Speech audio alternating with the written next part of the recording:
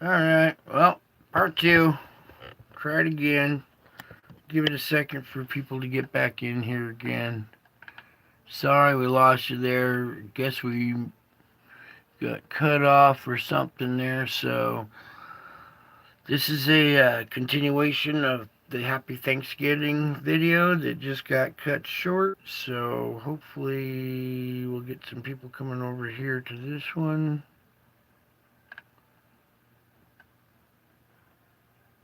No, they might not know. Anyways, oh, somebody made it. Alright, cool.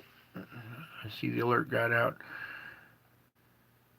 Alright, hopefully you guys can hear me and see me and everything still, so I'll wait for a few more people to get back into the room here.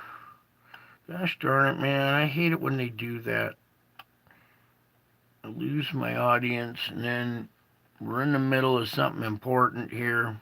Good, 7x7, thank you. I love seeing and hearing that. That reassures me we are back in business. Okay, well, I see a few more people are making it back. Good, good, good, good, good. So let's just continue kind of where we left off. Let me just zoom in a little bit more on these sunspots. Okay, so when we left off, we were talking about these sunspot regions. 3490 and 3500 are both beta, gamma, delta. So they're ready to kick out flares now, all right? This one, the 3492, is beta, gamma. It could go beta, gamma, delta very quickly as well. Some of these are so close that when they do go, they might turn the other one as well. So then as we kind of come back up here, you see our M flare potential is way up here at 60% now. And that's, we had 3 of them today, and we're starting to climb back up into that range again. X flare potential is up to 10% right there, and I could see why. If we had another big event like that, you know, we could possibly see an X flare out of either one of these 2 sunspot regions. These kind of indicate 2 of more inbound objects coming in, all right? We're too zoomed in. Let me zoom back out. There we go. And what happened here? I get shifted? I guess so. I have to take the camera out of the tripod. There we go. All right, let's come over to our KP index real quick. I just want to point something out to you guys. All right, we had our big event right here, the tapering off, the lull in activity, and right here, this first little spike, we are starting to climb back out again, just like we were on the X-ray flux. Okay. So you can see we're starting to climb back out of this event a little bit. Let me come over here and show you the auroras. They're nice and faint right now, which is good. I don't want to see these things glowing. We don't want to see yellow and red in these things, okay? Because that's just bad news. That translates right to the core, okay? And I've described to you several times what happens when energy gets sent to the core. So, oh, quick thing here. Let me read this chat real quick. So, is there any way to protect ourselves from these effects other than going underground? That doesn't seem safe either with the sinkholes and the earthquakes. True, with the sinkholes and the earthquakes, going underground isn't the safest. Some of this radiation are exotic particles that would penetrate the ground anyway. So you're going to be kind of stuck out in it. And some of the things I'm starting to do is prepare with cardboard to cover my windows in case the sun gets really intense and it's, shining through your windows, burning your floors or something like that. You might want to start to find a way to create shade inside your house and cover up windows or something like that. Black spray paint, tin foil, all kinds of stuff to keep the sun from shining in your house when the magnetic field goes down. You don't want to be outside in it. You probably wouldn't last very long outside in it. So you'd be in your house, hunkered down, the center part of your house, the lowest floor, a lot of praying. That's what really protects you. Okay, so weak auroras right now, that's good. We're not taking in too much energy. I want to open up this tracker real quick. Good question. I like those good questions, you guys. That was a good question. All right, well, let's go even more. Just do it right the first time. Okay. Now, as you can see, we have this huge CME coming off at this angle, okay? It's not heading towards Earth. It barely kind of clips it. See over here on this side? Right just before the Earth. Boom. So we might get a little residual off of this one. Not too much. It's not like we're going to take it on the chin, but there might be some kind of residual energy way out here at the very fringe that could scrape by us because it gets really close on this instrument right there. Yeah. So we'll be watching this as they come in, all right? Another thing.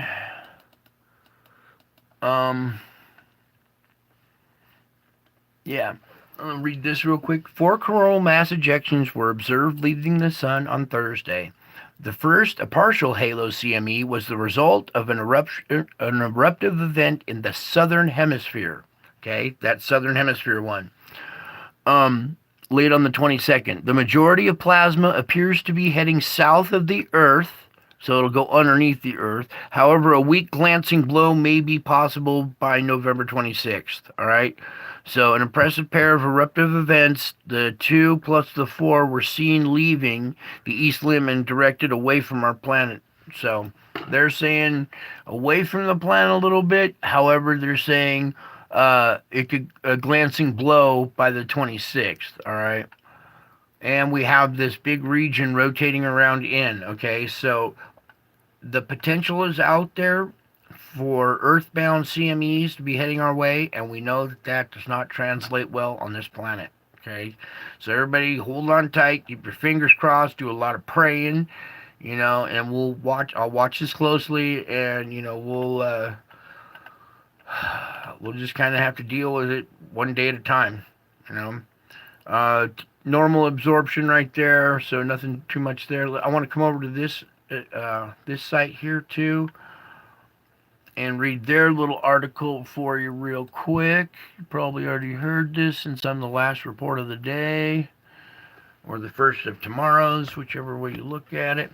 Over the past week, sunspot numbers have increased almost tenfold, with dozens of dark cores now present on the solar disk. It is no surprise that solar activity has sharply increased as well. Just today, multiple overlapping CMEs have billowed away from the sun. Analysts will have to spend some time unraveling these clouds to determine their trajectories. See, if we had stereo A back there and stuff, we could have I could have calculated the trajectory. So now that we don't have a very good reference, they got to have something else out there that's looking at a different angle.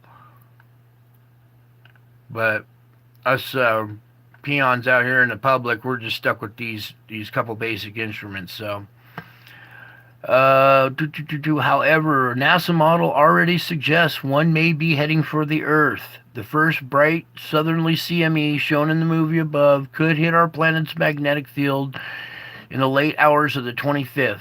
Okay, stay tuned for updates on the CME alert. There's your little comet, or your asteroid that's going towards Betelgeuse right there. Okay, and that's it for this. Let's come over to the Schumann. Okay, scraping right along. As we pull this in, scooch that up, and all this shimmying and dancing, because we can't zoom in on this one site. Alright, where'd my pointer go? Alrighty, you can see we came out of this long duration scraping event here, okay? And as we come out, there's one last good little pop right there, and then we're kind of breathing it back to normal. We got a nice strong magnetic field. We came out of it pretty well. There's a nice bright green line right there. So that's a little bit of good news. The magnetic field, after going through all this and whatever this scraping event down at the bottom here is too, I feel that might be magma underneath the crust. Now that it's not scraping, we're getting a little sigh, or the Earth breathing a sigh of relief, and our magnetic field's coming back, okay? So that's good news on that one, all right? Now, when we take in these next rounds, It's going to get directed to the poles. The poles are going to send it to the core. The core is going to absorb all that energy, heat up and expand, and grind on the core again. So we'll be expecting to see more screeching activities when this next wave of energy hits us, 25th, 26th, right around there. Okay? So let's move on to this one. What was I going to talk about tonight on this? Oh yeah, our polar vortex. Put it on that one right there. Okay. So let's zoom in on America here. First, you can see America. All right. Then we pull back, and you can see the polar vortex is strong all the way around, except for this break right over the United States. That is a beautiful little break right there, because when we rotate around to the other side of the planet here, these guys, I want to show you something. Here's Saudi Arabia, and look where the polar vortex is. It's just at the top of Saudi Arabia. I mean, it's down into, whoops, let me turn off these winds real quick so you can see the coloration. All right, the polar vortex is down into the Mediterranean, covering the total Mediterranean Sea. Look at this, you guys. Covering the entire Black Sea, the Caspian Sea. You know, the inflow of this is coming in from over here. So North Africa, look at this. The polar vortex is down to North Africa.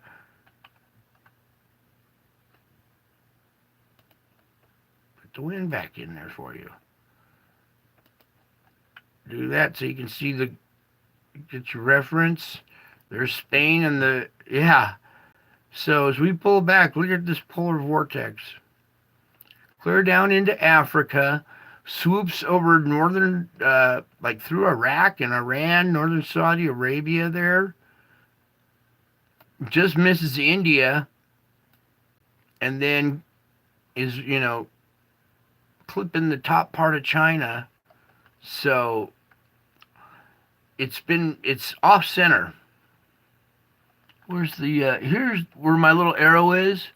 That's the top of the planet, our axis point, okay? Our rotational axis point is where my arrow is. The center of rotation from this is pulled off to the side, thus creating this bubble effect on this side of the planet, and nothing for the United States. Looks like a hedge of protection for us almost. Because the rest of the world, I keep showing you this weather in the openings, that's the rest of the world just getting their butts handed to them. All right, let's come on over. Whoops, I'm done with that. To our earthquake map now. And back this out a tad bit better here. Brighten it up a tad bit. Alrighty. Let's come over to our starting point. No really deep, significant quakes in this region right here, but we do have this one right here. This is a 5.0. There we go. Now you can see this, hopefully. Our 5.0 here at Tonga is at a depth of 279. So it's not one of our deep quakes. It's like a mid-range quake right here, this 5.0 energy. It's almost like that 5 energy that was in the region set off a medium deep quake right there with that 5 energy. Coming over to this one is a 4.8, okay, at a depth of 63. So that's close to a 5. The rest of this is all quiet. Look how empty all this area is until we get over to here with this 4.6 at a depth of 16. And come up to these two right here. A 4.5 at the Philippines with depth of 101, and another 4.5 at a depth of 143. So some little activity going on in this region underneath the crust right here, right on this plate boundary. Okay, those we'll talk about those fissures and cracks that I showed you in the opening. Okay, those are expect more of those. Now, finally, we have seen, whoops, bring it back to me here. It's a little far out, but this fulcrum point, we have seen a quake up in this region up here. If it'll come on now. All right, in this region right here, they're usually a little closer. But we have this up here in China, a 4.6 at a depth of 10, so a shallow mid-range 4 right there. This fulcrum point's locked up, so this energy is trying to go around this 180, is having to, divert way out here to make it around. Then it gets to this fulcrum point, dumps off a couple of quakes, and where are they? Yep, there's two of them. First one is a 5.2 at a depth of 36, and the aftershock was a 4.7. So there's your 5 energy right there in that area. Okay, coming over here to Saudi Arabia. This is Iran, actually, a 4.3 at a depth of 10 there. And then this one up here is a little bit bigger. This is a 5.3 in the Turkey region. All right. So remember I was telling you yesterday that mid-range 4 to mid-range 5 energy coming through this area, and here it's dumped off the 5.3. Okay, at Turkey, and expect maybe see how this is still not filled in. It's still naked. Maybe a quake in this little pit area again where we saw one, or along this boundary line for Italy or North Africa, until it reaches over here and reaches the Mid-Atlantic Ridge. Iceland's quiet. Okay, over here we have this little activity going on over here at the Dominican Republic or Haiti and stuff, so we'll watch this region as well. There are a bunch of small ones, but they could possibly have something go off there. Something small here, 4.4. At Colombia, depth of 148. Here we go. This one right here is a 5.3 at a depth of 173. So that mid-range 5 energy came all the way across, dumped it off at the fulcrum point. Nothing too much around the Cocos, nothing around the Juan de Fuca. This area is all quiet. Oops, we got a new one right here. 4.5 at a depth of 69, just off of Japan. So that's brand new, just since we opened up this and started doing this report. So you can see our mid-range 4 energy creeping up here. And it seems to be mid-range 4 and not the mid-range 5, which is good. Still kind of, back out. Still kind of high alert for this region. There's that potential for the 6 out there that never got really released in this region yet. So with more energy coming along and pushing in here, watch out for possible quake around Japan here. There could still be mid-range 5 to mid-range 6, okay? Personally, I don't believe that energy has traveled up and made its way through. Might be wrong, because this is showing mid-range 4. That's a mid-range 4 too. So let's just pray it stays at that as it travels on up, all right? We don't want to see anything too big and devastating. Other than that, it's pretty quiet out there. All right, pretty quiet for Thanksgiving. Now, let's come over to our weather forecast model. Not much really to report on this one as well tonight. All right, there's the loop already playing. Let me kind of tilt this a little bit better for brightness effect for you guys.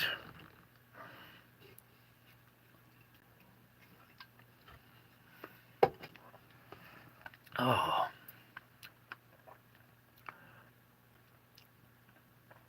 Okay. Still not much change in this, okay? We have this snowstorm moving through the central part of the country right now.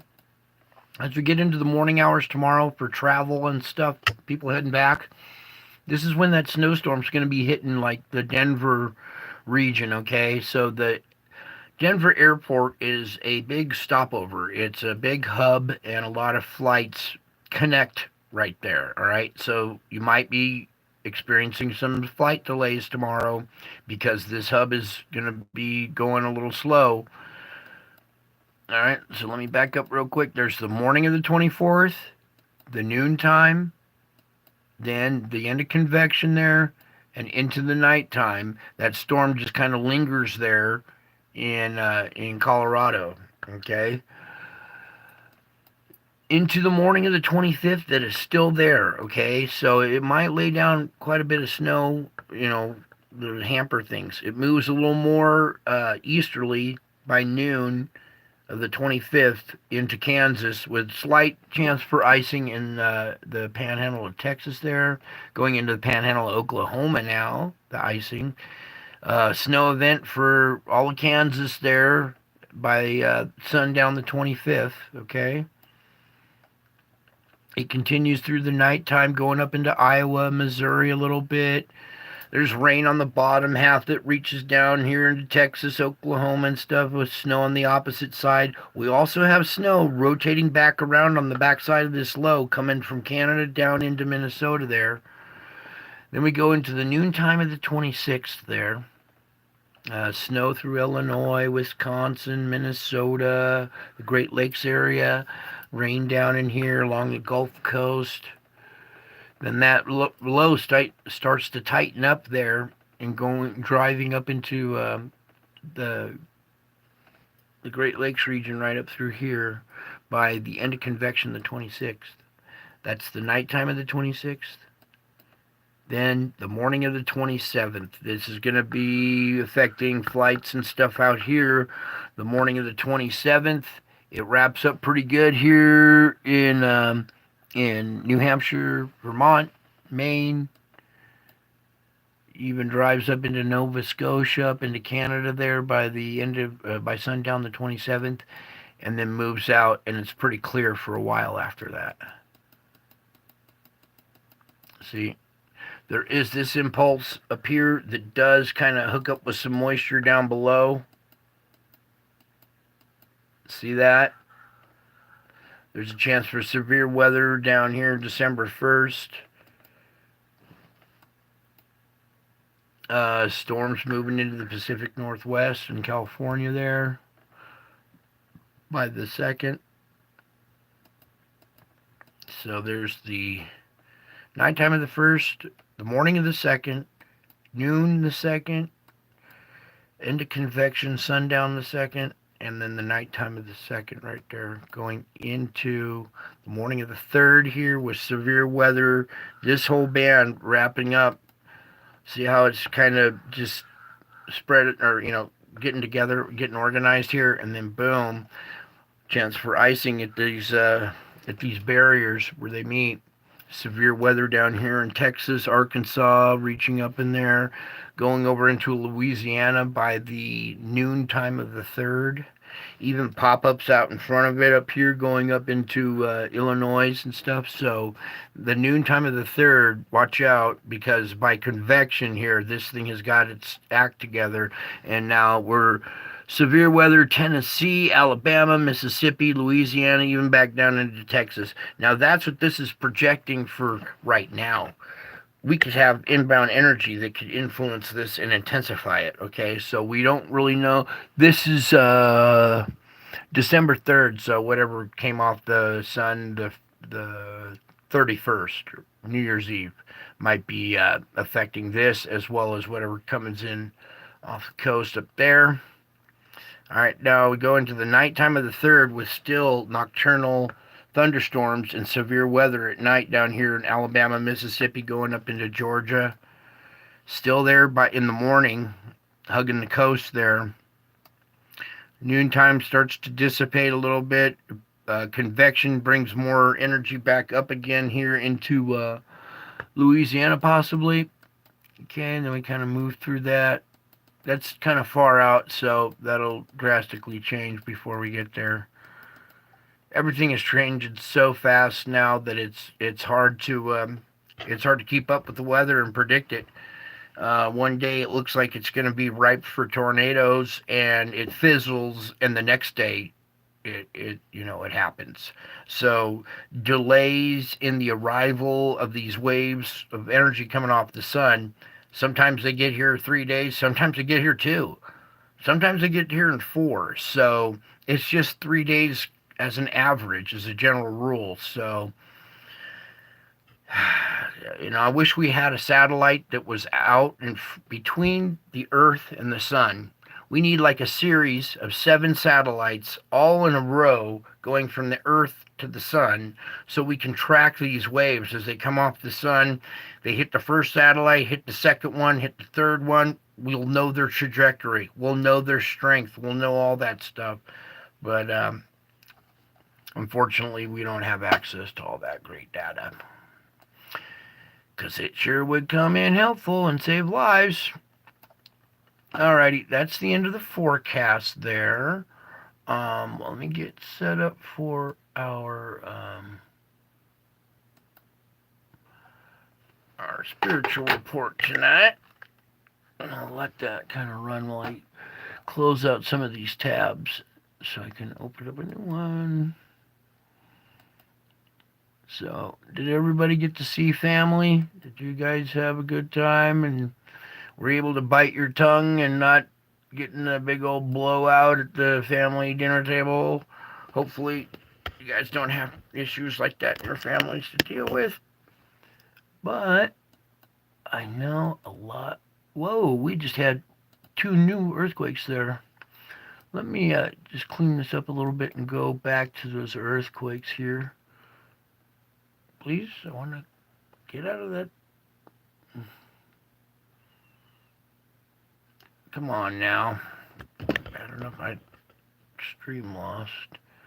Come on now. I'll take this instrument or anything now. There we go. So let me just open up another one and get to my channel. Pull up a cool image for you guys. I think we're gonna do a different image real quick here.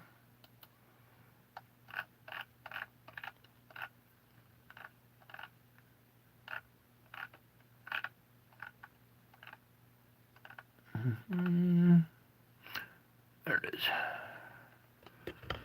Oh, of course we're gonna have an ad. Yes, kids riding wolves. Isn't that great? Yeah. That's just... So is there any way to... Oh, a bunch of chat I missed. Okay, here we go. Let's pull up this image right here. Boom. Whoops.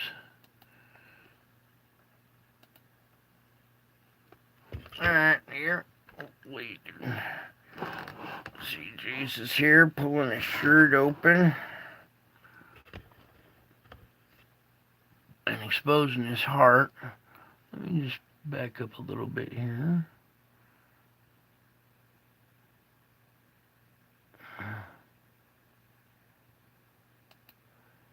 Alright. Play this part for you guys real quick, in case you haven't seen or heard this one yet.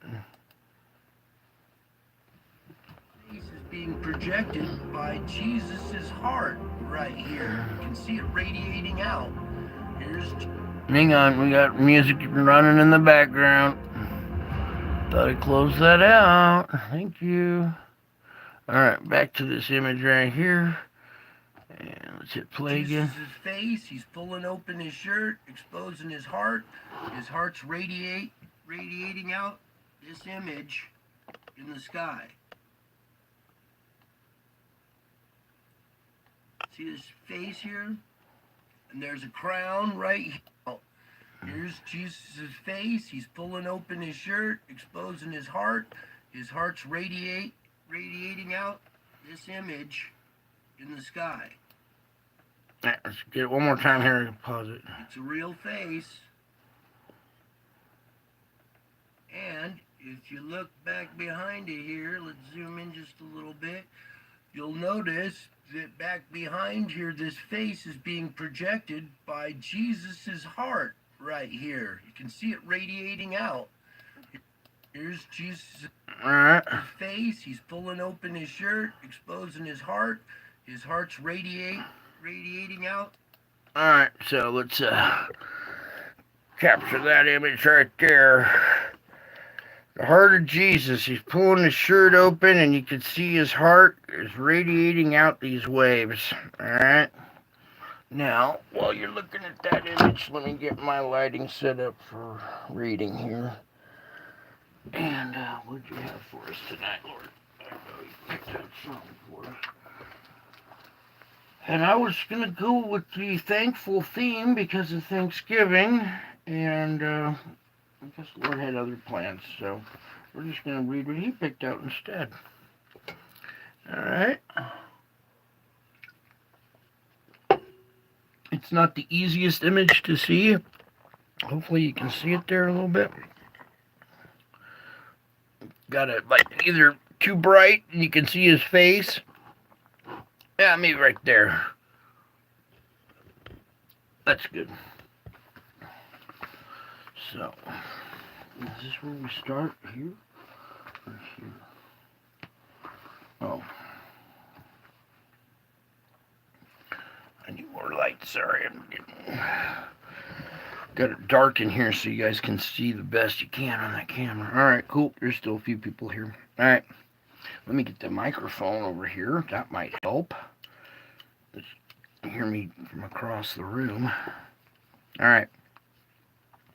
There is no condemnation for those who are in me. The law of the Spirit of life has set you free from the law of sin and death. Not many Christians know how to live in this radical freedom, which is their birthright. I died to set you free, so live freely in me. To walk along the path of freedom, you must keep your mind firmly fixed on me. Many voices proclaim this is the way for you to go, but only my voice tells you the true way. If you follow the way of the world with all its glitter and glamour, you will descend deeper and deeper into an abyss. Christian voices also can lead you astray. Do this, don't do that, pray this way, don't pray that way. If you listen to all those voices, you will become increasingly confused. Be content to be simple. Come to me and rest in my peace. My face is shining upon you in rays of peace and transcending understanding.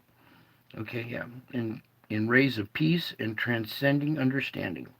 Instead of trying to figure things out yourself, you can relax in the presence of the one who knows everything. As you lean on me in trusting dependence, you feel peaceful and complete. This is how I designed you to live, in close communion with me. When you are around other people, you tend to cater to their expectations, real or imagined. You feel enslaved to pleasing them, and your awareness of my presence grows dim. Your efforts to win their approval eventually exhaust you. You offer these people dry crumbs rather than the living water of my spirit flowing through you. This is not my way for you. Stay in touch with me even during your busiest moments. Let my spirit give you words of grace as you live in the light of my peace. I am your shepherd, to guide and shield you. A good shepherd cares about his sheep and understands them well. My care for you is wonderfully complete.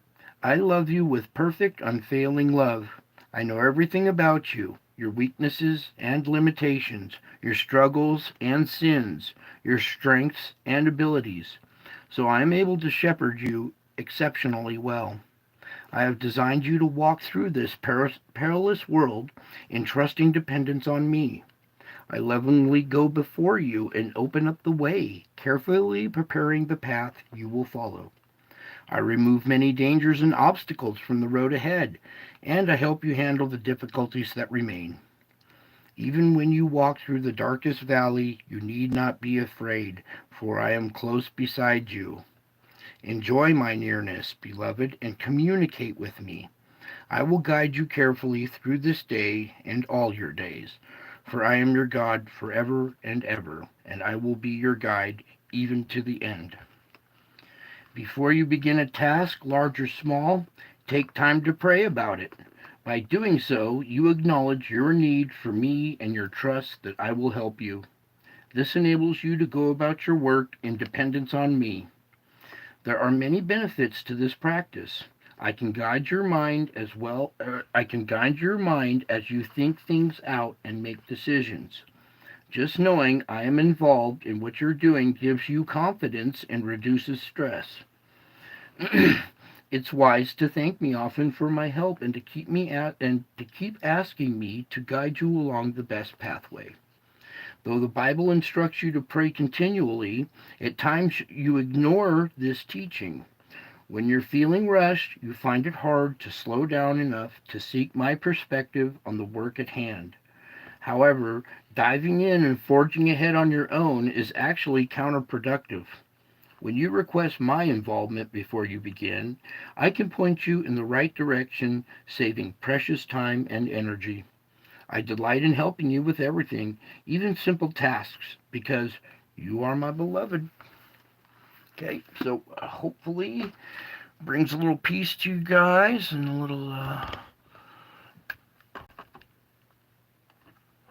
confidence there, knowing that you really are a child of the Most High. Okay. It's a faint image, but there it is right there, and these waves are projecting out a face in the clouds. Okay, I'm not going to really show you that face in the clouds too much. It's this image back behind it that's more precious. Okay, so I like to use this image right here. You can see it right there. You can see the heart right here. Boom. And then all these waves are radiating out from it. Alright, you can come over to this video and see it a lot better if you want, because this doesn't do it justice at all. My broken camera and a funky laptop tilting the screen back and forth.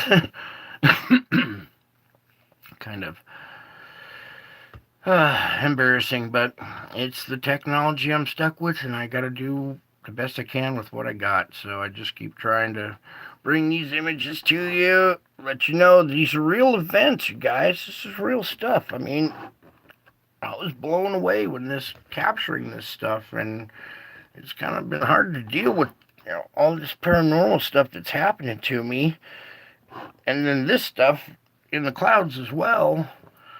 It's just been it's been undescribable. But you guys are getting a little taste of what it's like and starting to see the spiritual realm here and there and picking up a few tips along the way. So I think that's it for tonight. I hope everybody had a good Thanksgiving. And the one thing I was saying my thankfuls for tonight at dinner, I'm thankful for this guy right here.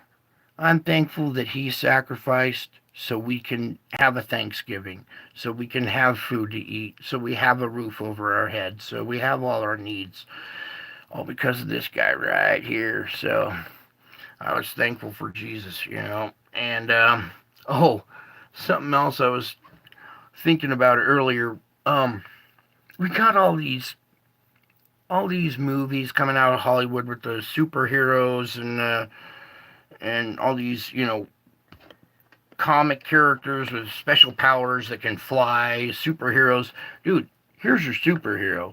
He's the ultimate superhero. He possesses every single power that those other comics do. He can fly.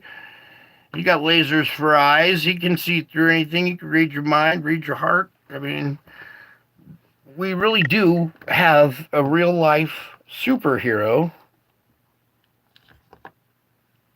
right here. Okay, so I just wanted to remind people that, everybody's looking around, looking over here, watching the movies, being inspired by, some demonic comic book character, when in actuality, the real truth is there is an actual superhero with those abilities, and he's here to the rescue. Like Superman likes to save the innocent, right? Well, he is a Superman, right, with super abilities. So you guys got a superhero here who's around taking care of business and cleaning house in the background, and you just can't see it. But There's that image. Oh, let me read through here real quick and say some thank yous. Anyone else enjoying the Chosen series?